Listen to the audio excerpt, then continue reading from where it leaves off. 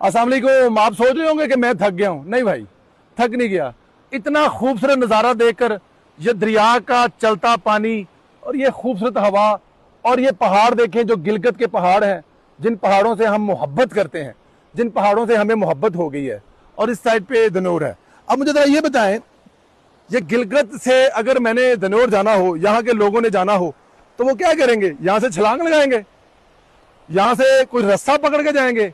ये केपीके नहीं है, यहाँ पे डोलियां नहीं लगी हुई। इस इलाके से मियां मोहम्मद नवाज शरीफ मोहब्बत करता है।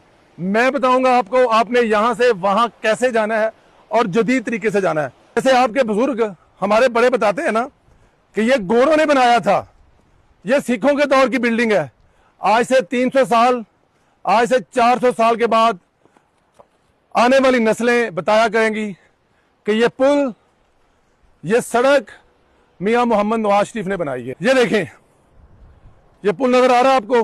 गिलगित से अगर आप इस इलाके की तरफ जा रहे हैं, ये दरियाए हुंजा है और दरियाए हुंजा जो है ये आगे जाकर दरियाए सिंध में गिरेगा और फिर ये सिंध सैराब करता हुआ सिंध तक जाएगा और फिर समंदर में जाएगा। ये पुल किसने बनाया है? ये नवाज शरीफ के दौर हुकूमत में बना है सर। हफीज रहमान साहब ने बनाया। रहमान के यहाँ ज़ेर निगरानी में उस वक्त वो चीफ मिनिस्टर था, उस वक्त ये बना है सर। अच्छा, ये पहले ये पुल थे, यहाँ लोगों के लिए बहुत बड़े मुश्किलात थे, तो जब ये पुल बने तो उनके साथ रास्ते भी कम हो गया, आवाम के लिए मुश्किलात भी कम हो गया सर।